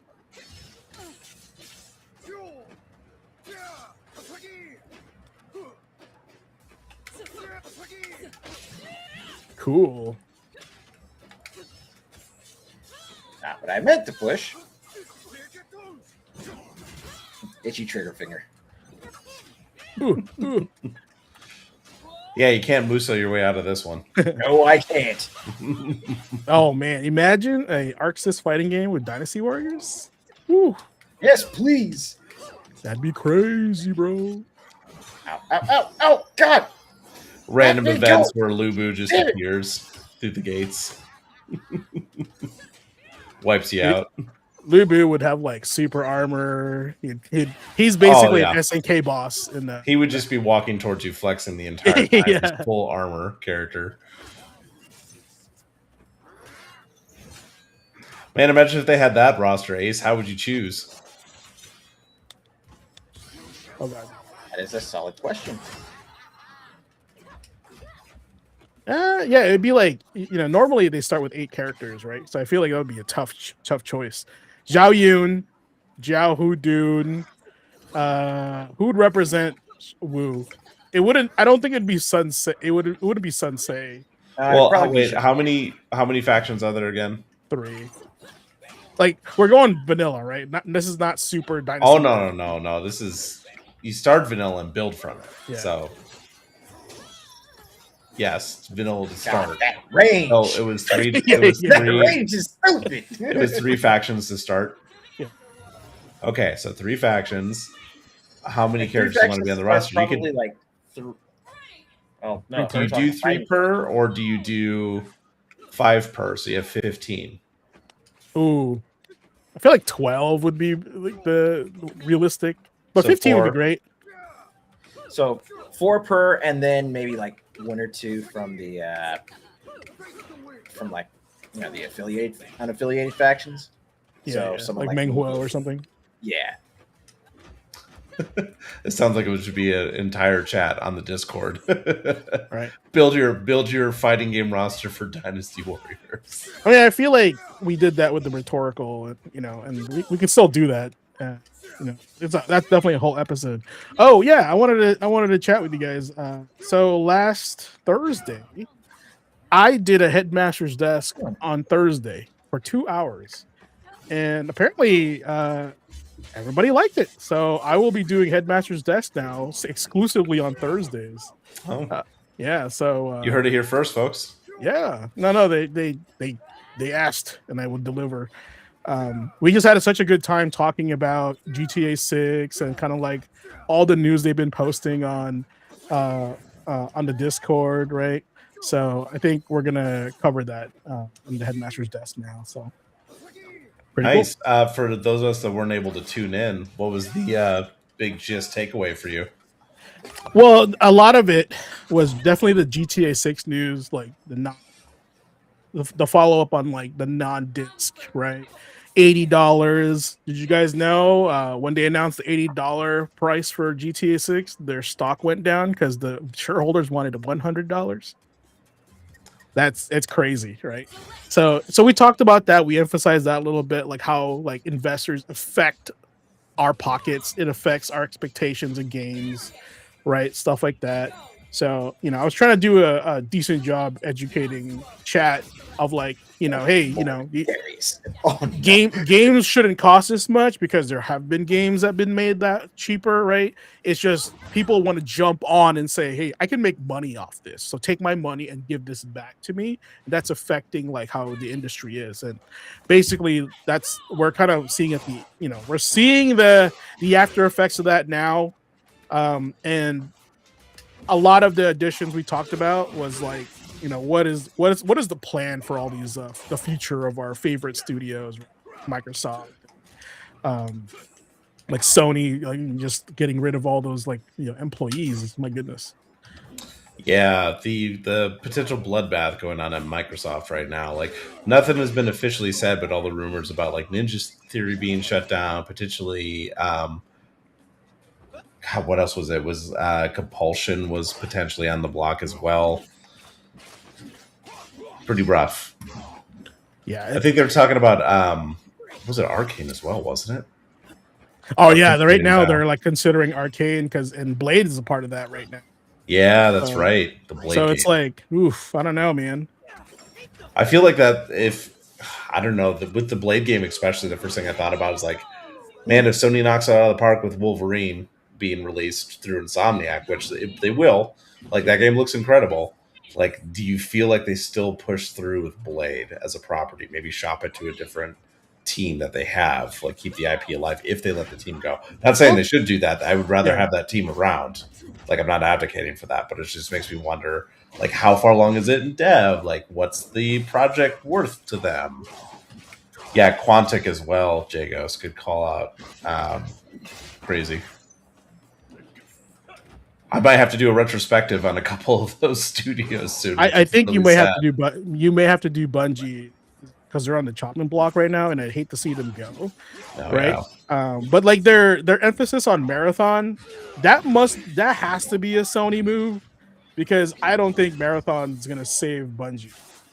It's not. I mean, everyone's been saying it for a while now. That is a niche market for that game. That wasn't going to be the great big like savior for the studio, especially not for a studio of that size. The moment they were talking about closing Bungie, it was just like, dude, or sorry, not closing Bungie, but shutting down Destiny with no Destiny 3 being announced. It's like, dude, how is this team going to survive? That is a huge studio that puts so much into the Destiny platform, right? Yeah, no, I agree. It's like, and like you have a bigger player base with Destiny, right? So like, why are you like pigeonholing your audience with a niche like genre? Right. Well, and that was the thing too. Like a lot of people were talking heads and content creators leading up to the release of Marathon was you have this giant player base that will follow Bungie, but you made a PvP game and didn't have a PvE mode. Like any kind of story PvE mode for this world that admittedly out of the gate looked great. I was really interested to see where the story was going to go. Then I found out it was an extraction shooter and it turned me off, right? Yeah, because because take this giant player base that has a lot of interest and go for niche, which again, if it was supposed to run parallel rails, right? Yeah. And Marathon was going to do its own thing. It was going to be its side project while it built on something bigger, right, for its market. That would make sense to me. But the fact that, D3 wasn't really in development or didn't push forward past whatever pre-production ideas they had, and they went full on Marathon, yeah, man, doesn't make any sense to me, especially with the evaluation that they had for it, what Bungie was evaluated at. Yeah, dude. I just like and that stuff like that just makes me like, what are they doing over there? Are they doing this on purpose? Like, it's just a silly move. It doesn't make sense. Like you said, it feels very intentional, especially when we're looking at something like Microsoft, where they went out of their way to buy and acquire all of these studios and all this talent. And what the fear was is coming true right now. Yes, part of that is because of market, where the market has gone in the current industry and the way it's running. But still, there was a pretty good bet that this was going to happen at some point with some of these teams. Yeah, like you were saying, Andre, doesn't shock you, doesn't shock a lot of people. But that just makes me so sad, just because I remember thinking like, oh man, Ninja Theory with Microsoft money. Hell yeah. Let's see what they can do. 100%. Yeah. Right. 100%, sir. Yeah, it's sad because I honestly feel like we're like losing an era, right? The era is over, finally. So and so like, what do we have to look up to next? Like what? Clearly, it's not going to be like a solo player game. We're not going to get a weird Halo version, of Marathon, like with a campaign. It's all going to be live service because they want to get their money back for sure. And I don't blame them, but it's like, is that the real approach? But I feel like that's like the best approach right now for them to get money back. Right. And I mean, to be honest, you're starting to see more and more. I mean, I'm not saying it like it's a great epiphany or anything, but we're starting to see more and more of these big companies are going for the safer route, right? Fact. That has been something that's been happening for a while, but now it's especially true. And we're seeing that with this bloodletting by seeing these projects be canned most of the way in development for some of them, right? Because they're just like, it's not going to make its money back. It's not going to be viable with what we see left on this, rail of what the development needs to be to get this game out the door. They're just pulling the plug, Yeah. right? It's like, what's going to be safe? And that's not to say like indie's any better. Like indie does have a lot of great things right now, but let's be honest, indie games are kind of a lottery ticket. There's so much stuff on Steam that are just like packing Steam full of these, like, I won't say trash games, but it just feels like so much content. How can you sift through that? You see indie devs posting on like subreddits all the time of just, I've got all these wish lists that aren't converting. I've paid this streamer to play the game and it got great viewership, but it didn't translate into sales. Like, you can make a great game, but the market is what it is. Indie games will end up still being that lottery ticket. There may be one that'll pop off. There may be another Balatro that'll come along, but more often than not, you don't see that. So, No. I mean, the industry as a whole it feels so negative when we're talking about it this way. Yes, and here's the thing: like, you pitch me, I'm an investor. You pitch me Balatro, I'm like, no, we're not. I'm not giving you money to make that, right? Because I don't see dollars. I don't like, oh, what's everybody else doing? What's successful, right? So what happens is that they don't even get the opportunity to make them because, like, there's no trust. There's no belief in that game will succeed because it's not trendy. It's not what hip right now. But that's what like the investors think, right? Like, this is why I say like indies are super important because these give us opportunity to play games that are like their creativity is behind this game, not the money so much. And I think, like, for example, Balatro 2 could be something technically that a company would pick up because of the success of the first one, right? But unfortunately, I feel like it would just get like all the cool things about Balatro that we love would probably get monetized. And that's kind of how that would work. Great segue is when we're talking about something like Balatro, it was a great twist on a style that's been super popular, the roguelite, right? Andre and Chad is bringing up Capcom specifically. Like, Capcom has had a lot of bangers lately. The successes that they've had have given them the runway to greenlight other projects.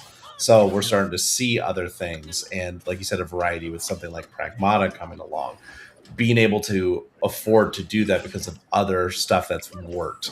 And you mentioned Onimusha. Do you remember how long Onimusha was on ice? Do you think Onimusha would have been back if we did not see a return with Souls-like games or Souls-like games? I would say Onimusha only exists because Devil May Cry did so well, and then all the Resident Evils did so well. Right. There's a reason why I feel like that was on ice for so long. The trend came back. They had an IP that was beloved. This was a chance to bring it back. And it looks like it's going to work out pretty well from what we've seen. We'll see what happens when it actually releases, but the vibes are right? Oh, and Jagos, like you said, it was delayed. I mean, delays aside, it was just more so when you're looking at the market and we're saying like, hey, these guys are doing really well right now. There's been some business behind it. The reason we get some of these titles because AAA is going safe. They're only able to greenlight those projects when the other things are going well.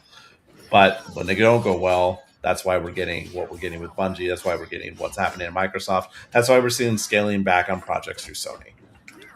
Yeah, and here's the thing. I hate the fact that Microsoft's closing studios because, like, they're on this, like, let's make games exclusively for Xbox. So why are you closing studios that can do that for you? Like, it's weird, but I get it. Like, I don't see the numbers, and that's all they see. Well, and I mean, on that same point, how long have people or the industry, the talking point has been Microsoft's exclusives aren't strong enough, Sony's exclusives. So the flip side of that coin is they're probably closing these because the exclusive titles that they're getting aren't as strong or haven't sold well. Let's talk something like Evolved, a really solid game that just did not sell well. So you're not going to see a sequel for that, at least for a while, if it ends up coming to pass anyway. Like if Obsidian's allowed to cook. But that's a really good example of just like they brought this team in. It was a solid game, but it just didn't sell well. So that just may be the result of it, right? Yeah. Honestly, I feel like Microsoft needs their own Smash Brothers, right? Of Microsoft properties, right? Two, We saw how well the Sony one did, though. That didn't do very well right, on the but PS3. you know what I'm saying, like low budget, community involved, like I feel like if they did that with and if they said like community, which character would you like to see next? Because I feel like once you involve the community, first it's like make it really small. Stop being so ambitious real quick with it. Like multiverses did really well, right? And what happened was that like it did so well, they actually had to take the game down and make it a real game immediately, right? But I believe their Basically, intention yeah. was, I believe their intention was we're gonna put this game out, have the community play the crap out of it, and then update it as we go. But it did really, really good. And they were like, and then WB was like, no, monetize this now. So of course, there it is again. So it came back a little too late. Too little, too late. Man, I mean, I'm very hopeful. I feel like after all this bad stuff that the industry is going through, there's light at the end of the tunnel. It's just a big reset. And honestly, and this is my last thought on this, COVID did a massacre on expectation and numbers. I think like people saw 5-6 years ago, it was like, whoa, this is where the money is at. Well, yeah, because everybody's at home. They're not doing anything else, right? And That's now they put all the money into it and they're going, well, now everyone's not playing video games anymore. So we got to dial it back. But they've already put the money down, right? So, and I think that's what really ruined like the expectation of that, because the numbers have dwindled since like, let's look at the numbers, player base then versus now. I'm pretty sure it's not even like, maybe half. I don't know. But I think that was a big reason for that, for this industry the way it is. Yeah. Well, I mean, we already know that the money and expectations were out of whack because of the amount of money that was being borrowed and put towards these. Because they see number go up, stonks. Yep. Charts go up. They saw Yep. that. Yeah. So I mean, I was part of the layoffs after my time when I was working contract with Microsoft at the tail end of COVID. I was let go in 2023. So I mean, that was right at the tail end of all these big projects scaling down. So one of many. Just so many of my friends and contacts lately have been losing their jobs these last couple of years, and I am just expecting some Bungie contacts to be open to work very shortly, and I wish them the best of luck. All right, class. That's it. Controllers down. Thank you again for tuning in with me tonight, your host, to take a look at some fighting game vibes and some Evo news. Shout out to our staff members, the Headmaster GQAzndood and Rushdown Specialist Blazing Ace Nelson, for giving me and chat a chance to look at free-to-play fighter 2XKO. Whether or not you decide to give this game a try for yourself, hop into our Discord, join our community. Hey, tell us what you're playing. I don't know. Share your news with the community. Check out the show's merch store. Engage in some memery with me. Join us for the next episode next Tuesday. Nonetheless, this has been the Gamer Quotient Gaming Academy Study Hall. And Ace, what do we say at the end of class? Class dismissed. Thank you so much, everyone. We'll see y'all next week.